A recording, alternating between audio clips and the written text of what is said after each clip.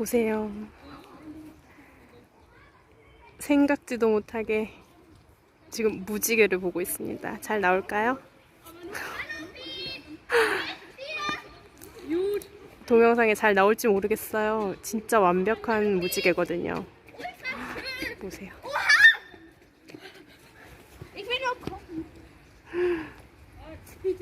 이걸 어떻게 찍어야 될지 모르겠네. Mit seinem Schildchen. Dann lass ihn mal anstecken. Nein, das können wir nicht. Meine Brüder, ich weiß, dass die ganz genau, die werden richtig heftig machen. Die werden auch mit richtig vielen Leuten kommen. 안녕하세요. 독일 사는 싱글맘 프리아나에게입니다. 반갑습니다. 참 신기해요. 3번밖에 찍지는 않았는데도 이렇게 카메라 앞에서 여러분들을 대하고 얘기를 하다 보니까 내적 친밀감 같은 게 생겨요. 그래서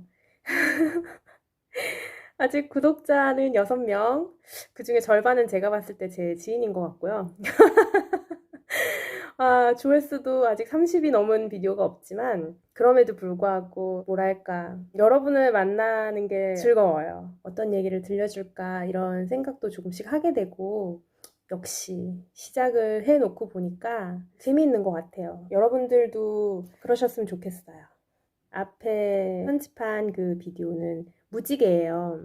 한 3주 전쯤에 찍은 무지개인데요. 독일은 무지개가 자주 떠요. 제가 사는 지역은 특히 비가 자주 내려서 무지개를 1년이면 한 적어도 2번은 보는 것 같아요. 네, 운 좋으면 3, 4번.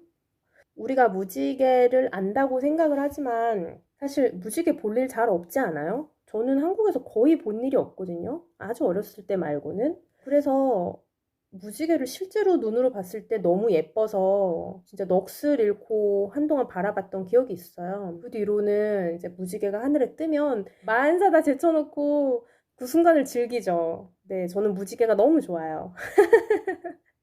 예뻐요. 아니 어떻게 그렇게 예쁜 게 자연에 존재를 할 수가 있죠? 그죠? 그려놓은 것 같잖아요. 아니 자연에 예쁜 게 참 많긴 한데 저는 하늘에 있는 건 하여간 다 너무 예쁜 것 같아요. 구름도 너무 예쁘고 별도 제가 진짜 좋아하는데 진짜네요. 그러고 보니까 하늘에 있는 건 진짜 다 예쁘네. 하늘에서 내리는 눈도 너무 예쁘죠, 그죠? 네. 근데 그 무지개는 좀 특별했어요. 원래도 무지개를 잘 보긴 하는데 이제 이렇게 뭐 주변 건물이나 뭐 이렇게 시야에 가려서 뭐 요만하게 이렇게 4분의 1만 보인다던가 아니면 이제 무지개가 좀 흐리다던가 뭐 그런데 영상에서 나오는 그 무지개는 학교 다닐 때 노트에 보면은 앞에 그 모닝글로리 노트 이런 거 이런 말 하면 또 옛날 사람이라고 하는 거 아니야? 네. 뭐 옛날 사람이니까 예. 그 모닝글로리 노트 같은 거 이렇게 보면은 앞에 표지에 이렇게 나오잖아요, 무지개. 꼭 그런 거 같이 너무 이쁘더라고요. 그래서 여기다 한번 붙여봤습니다. 왜냐면 제가 오늘 하고자 하는 얘기하고 되게 일맥상통하는 부분이 있기 때문에 서론이 길었네요. 오늘은 제가 그 얘기를 좀 해드리려고 그래요. 처음에 제가 혼자 아이를 키우게 됐을 때의 이야기예요. 이것도 역시 굉장히 막막하잖아요. 저는 그때 당시에 독일에 있었기 때문에 사실 큰 생활고는 없었어요. 복지국가니까 나라와 법으로부터 경제적인 보호를 받고 있었고 지금 생각해보면 모든 것이 다 잘 굴러갔어요. 근데 이제 그 당시에는 정신적인 충격도 너무 컸고 아기도 어렸고 그리고 저도 너무 어렸어요.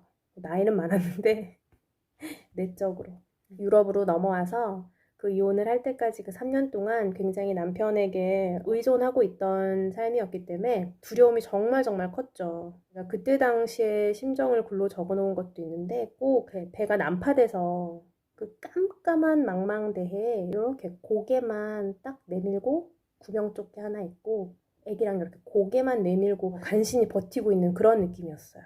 칠흑 같은 바다, 새카만 바다. 그 속에 뭐가 있는지 모르죠, 그죠? 뭐가 제 발을 잡을지. 그런 새카만 바다 위에 애기하고 나하고 둘이. 그게 딱 맞는 그 묘사예요. 그러니까 얼마나 무서웠겠어요. 이거는 뭐 객관적인 수치로는 나타낼 수가 없는 거예요.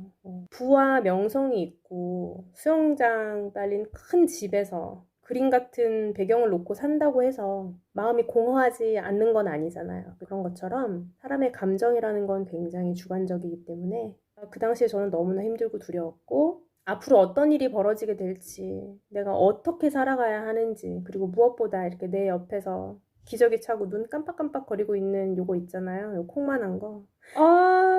내가 내 한 몸 건사하는 것도 버거운 사람인데, 그래서 남편한테 어떻게 업혀가려고, 결혼도 하고 한 건데.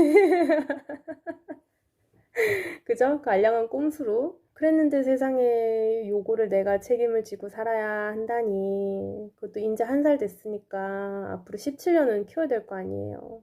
그걸 뭐라고 말로 표현해야 되나. 그죠?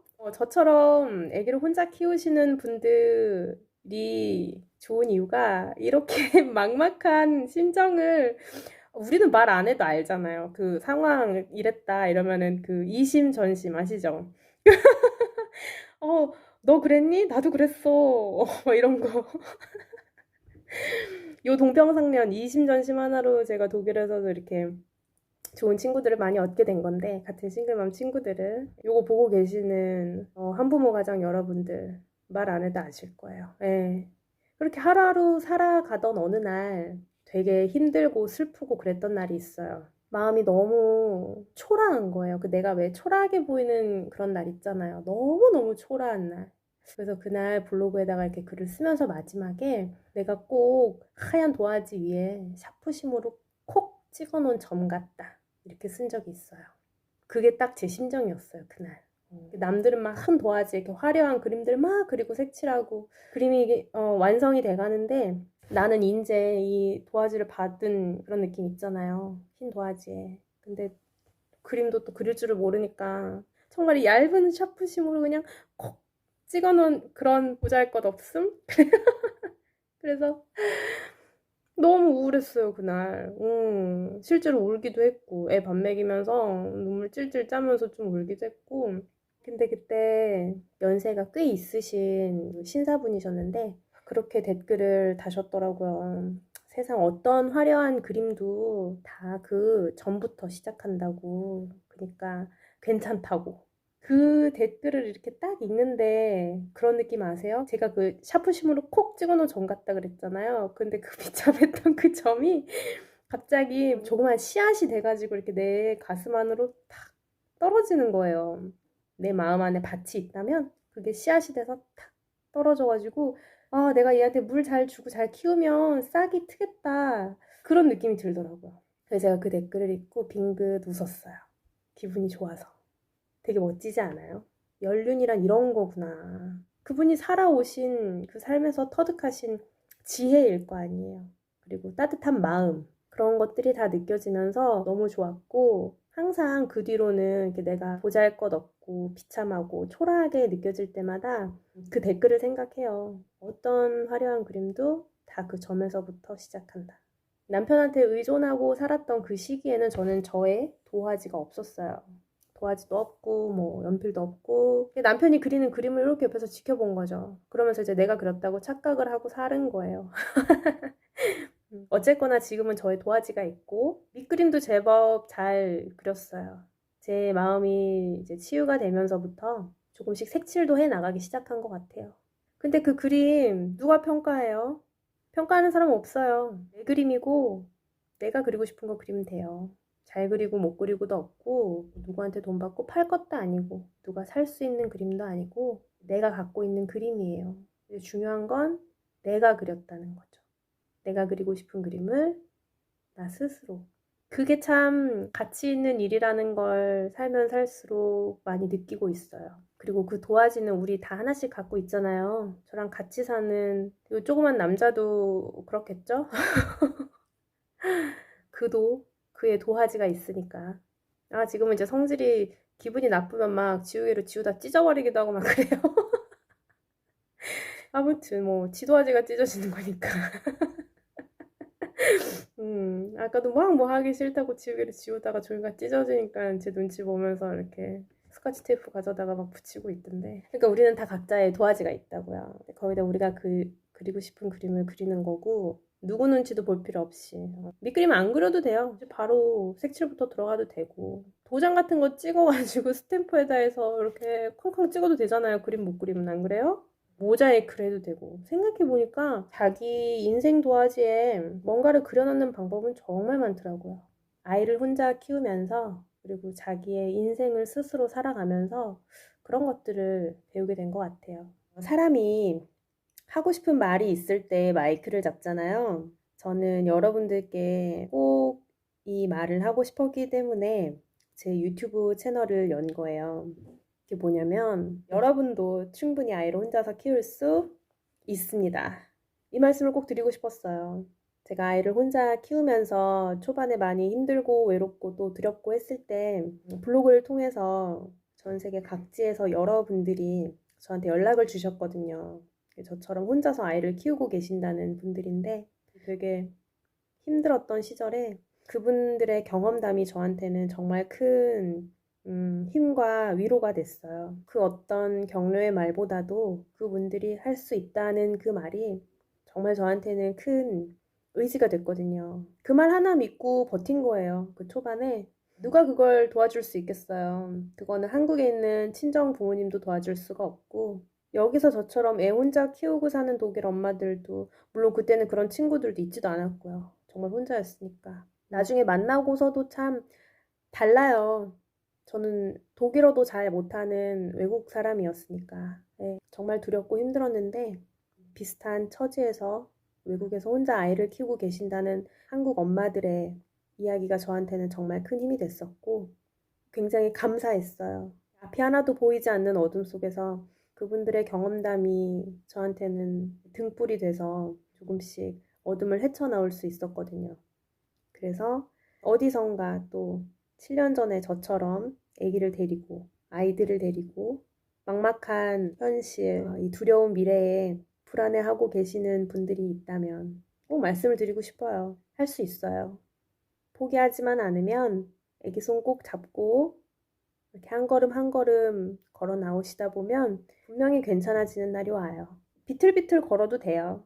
걷다가 이렇게 쓰러져도 되고 돌불에 걸려 넘어져도 되고 걷기 싫으면 걷기 싫다고 주저앉아서 울어도 되고 다 해봤거든요. 중요한 건 그래도 다시 일어나서 걸어 나가면 된다는 거. 그거면 돼요. 시간도 별로 중요하지 않고 제일 중요한 게 뭐예요? 애기랑 같이 있는 거죠. 우리는 엄마잖아요. 우리는 엄마고 아빠죠. 그러니까 아이만 포기하지 않으면 돼요. 아이 손 꼭 잡고 그 어두운 시간들을 잘 걸어 나오셨으면 좋겠습니다. 그리고 그런 과정에서 저의 채널이 여러분들에게 조그만한 촛불이 될 수 있다면 너무나 감사하고 보람될 것 같아요. 그래서 그런 이야기들을 앞으로 여러분들에게 많이 들려드리고 싶어요. 촛불이 될 수 있는 이야기들. 혼자 애 키우면서 사는 거 힘들고 비참하고 뭐 이런 거는 굳이 말 안 해도 다 알잖아요, 우리 그죠? 누가 누가 혼자 애 키우고 싶어서 키우기 시작을 했겠어요, 그죠? 근데 이렇게 기대가 없이 시작을 하다 보니까 의외로 또 괜찮은 것들이 있어요. 진짜예요. 하다 보니까 이거 조금 괜찮은데? 이거 내가 생각했던 것보다 할 만한데? 이런 것들도 또 있거든요. 그런 것들을 제가 공유를 하겠다고요. 그러니까 너무 서럽고 막 힘들고 그럴 때에도 애기 안 보는 데에서 조용히 우시고 아니면 애기 유치원 갔을 때 우시고 또 애기 오면 툴툴 털고 또 일어나서 우는 얼굴로 애기 맞아주세요. 그래서 제가 영상 앞부분에 무지개를 이렇게 띄워드린 겁니다. 그래서 제가 무지개를 좋아하나 봐요. 무지개가 이 비 온 뒤에 뭐 하나님의 약속이라고 그러잖아요. 너무 멋있는 것 같아, 그거. 다시는 홍수로 너희를 쓸어버리지 않겠다는. 다시는 이 엄청난 이혼으로 너의 인생을 쓸어버리지 않겠다는 그런 약속? 네. 오늘도 재미있는 시간이었습니다, 저는. 여러분들도 좋은 시간이었기를 바라고요. 오늘도 또 저의 이야기를 들어주셔서 정말 감사합니다. 다음 영상에서 또 만나보도록 해요. 힘내세요, 여러분. 안녕.